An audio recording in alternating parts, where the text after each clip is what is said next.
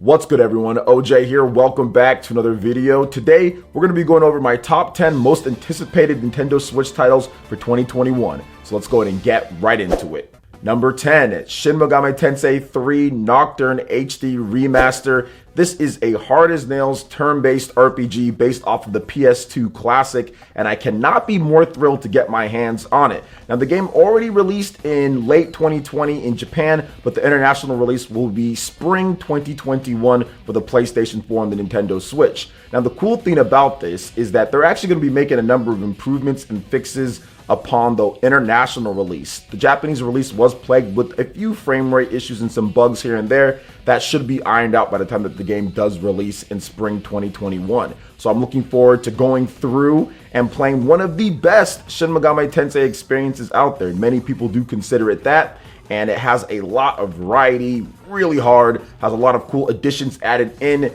to the new version of the game on HD platforms. So I'm looking forward to going through hell and back once again on Shin Megami Tensei 3 Nocturne HD Remaster early next year. Number 9, Super Mario 3D World plus Bowser's Fury. This is a game, Super Mario 3D World, that was actually one of my favorite titles on the Nintendo Wii U, and it getting a second life on the Switch is really cool because I do think some people overlooked it because there wasn't online play, because it wasn't the big Super Mario Galaxy style of game.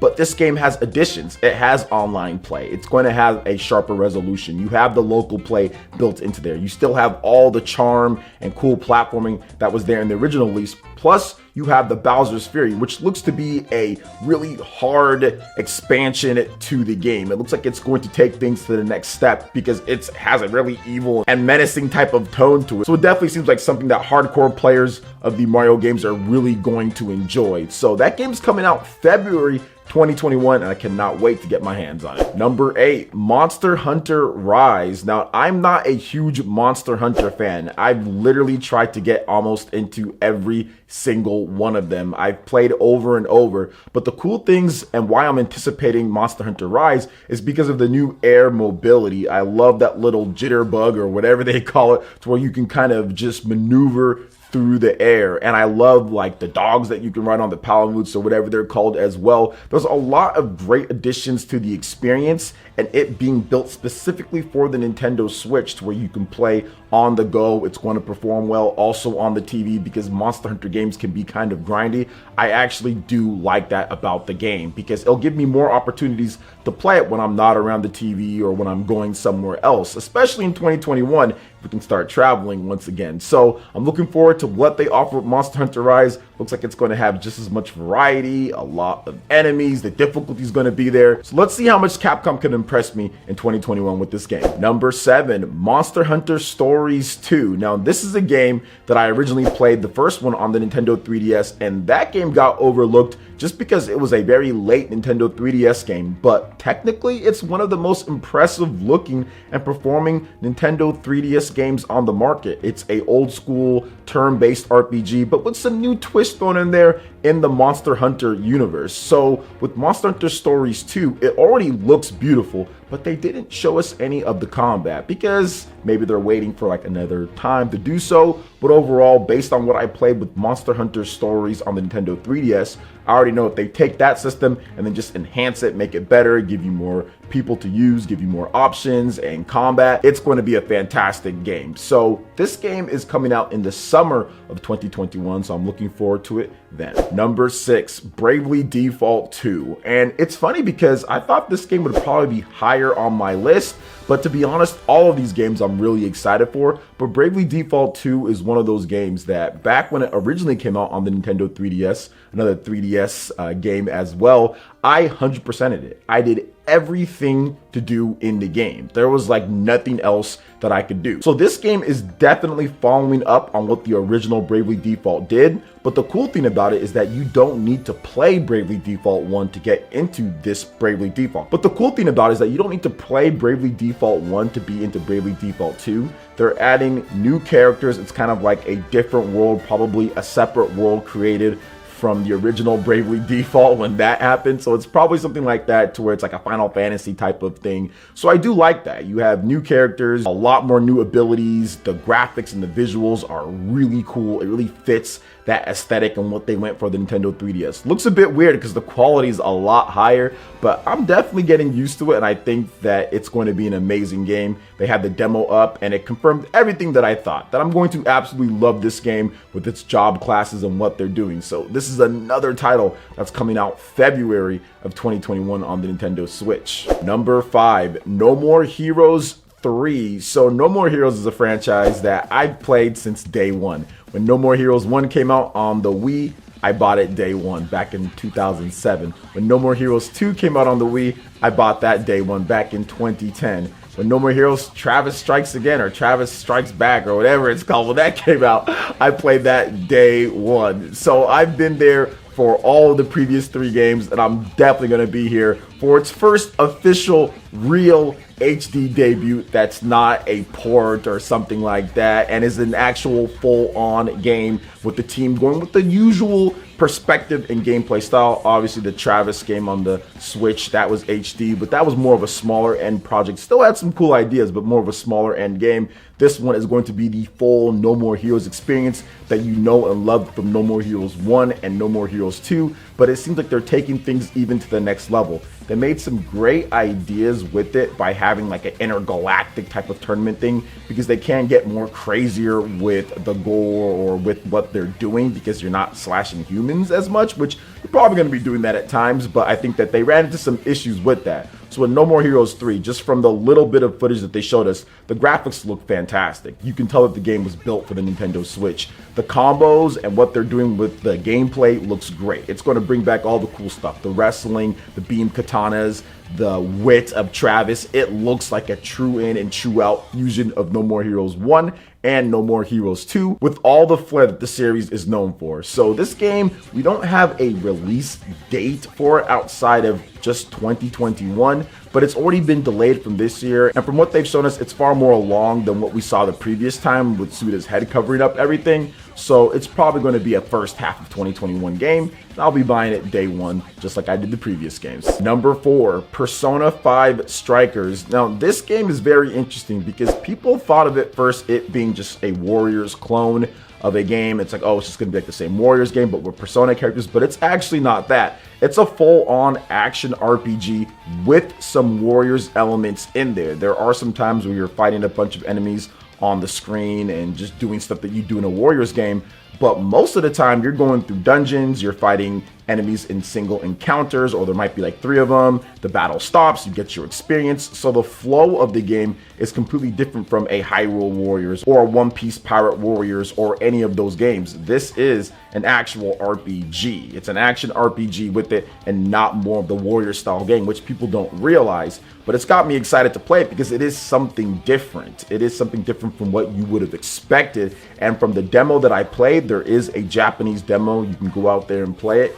It plays very well, whether you're on the Nintendo Switch or the PlayStation 4. So I'm looking forward to playing the game quite a bit and kind of experiencing this actual sequel to Persona 5. It is a follow-up after what happens. So pretty cool there that it's not just some type of, you know, made up type of thing and all that. It's an actual sequel and follow up to Persona 5. So looking forward to kind of continuing the story of Joker and his crew. Number 3, Shin Megami Tensei 5. You know we had to have this game on the list here. Shin Megami Tensei 5. It's a long time coming. This is one of the first announced Nintendo Switch games. It's been years. It was announced in 2017, and I think that Atlus is just taking their time. This was their first Unreal Engine 4 bigger HD game. I mean, they had made HD games before, but it was on their engine that they used previously. This is the first Unreal Engine 4 HD game that was announced and developed internally at Atlus, and it's obviously taking them quite some time, but we did get the confirmation that it will be releasing worldwide simultaneously, which is a first for any of the Persona or any of the Shin Megami Tensei games. First ever, of course, probably with Nintendo's help on that one.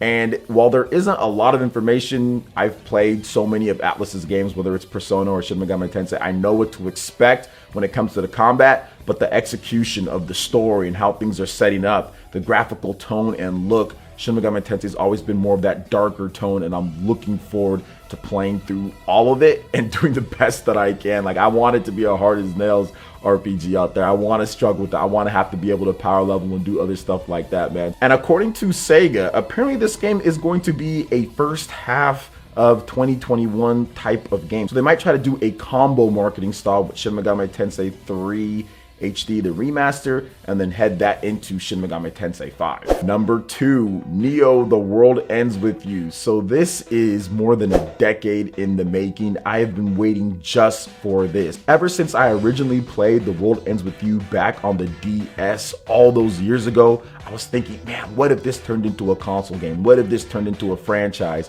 What if this turned into something that I can play pretty much anywhere? And finally, we have got the Neo: The World Ends With You. After so many re-releases of the game, whether it would be mobile or on the Nintendo Switch, with the remixed version of the game that added some new content in there, we finally get the true follow-up and sequel to one of the best DS games ever created. And we don't have to deal with the control scheme, right? Because that's one thing ever since the original that I was just kind of like, I didn't really love, but I love the aesthetics of the game. I love the gameplay, love the graphics and everything. But the gameplay styles that they had us do, whether it be mobile or DS or on the Switch, were always just so awkward. But now this game is developed and built for consoles, for regular controls, so I don't think we're gonna have those same issues, and that already has me super hyped, which jumped it all the way up to number 2, because the gameplay itself is some of the best action RPG or action gameplay that I've ever had in a game. It was just the control quirks that kind of caught me up just a little bit, but now that it's going to be playing normal on the PlayStation 4 and also on the Switch, I cannot wait to try out the game. And coming in at number 1, this is probably the only game that's not confirmed 100% for 2021, but is pretty much assumed that it will be, and that is The Legend of Zelda Breath of the Wild sequel or 2 or follow-up, whatever you want to call it. And like I said, yes, it's not 100% confirmed, but I'm positive that this game will be a 2021 title based on when Nintendo showed it and kind of the trailer that they had. And the reason why it's my most anticipated game is because it's a follow-up to one of my favorite games of all time. This is definitely a top 3 game of all time for me with The Legend of Zelda Breath of the Wild. It took all of the things that I personally love about Zelda games, with like Wind Waker, with the openness, the freedom. It took some of the stuff like taking enemies' weapons. That was also something in Wind Waker. So Wind Waker was my favorite game beforehand, what I'm kind of leading on here. So it took all of those elements and kind of put them in. And it had some of the survival aspects that were kind of new to the series. I mean, you had your horse, you had so many different things that you can do in this game. But I think the originality, the innovation of an actual open air game, as how Nintendo called it, or an open world game where you are living, breathing, thriving in that open world. It's not just there just to be there, but if you can't get across somewhere, you can chop down a tree and cross it that way. Once you get your little glider thing, you can soar across and climb onto something to get up to a higher spot. Like, there are so many things this game does that other open world games don't do, and all of that combined with the traditional Zelda stuff. Yes, didn't have the dungeons that were elaborate, but to be honest, I didn't love those as much as other people. Now, I do think that they're gonna add some of those in for this one, but I want them to be something to where like they add some nice rewards for doing them, and it's all optional. I love the freedom of it because it's optional. So I think this game's going to go above and beyond what we saw. I think they're going to have traditional dungeons in there. I think they're still going to have the open world. They're going to have a more in-tuned and in-depth story. I think that they're really going to go all out with this one, and this is probably going to be one of the best games, again, ever made. They already did it with Breath of the Wild. I think they're going to do it again with The Legend of Zelda Breath of the Wild 2. So what are your most anticipated Nintendo Switch titles? What are your most anticipated games? I would love to hear what you guys have to say in the comment section below. All right, guys, that wraps it up for this video here. Check out the links in the description. We've got Twitter. Go and give us a follow on there. Stay up to date on all the latest gaming news and information. Also, make sure you like, comment, and subscribe, and share this video if you can. Thank you guys so much for watching, and we'll catch you for the next one. Peace.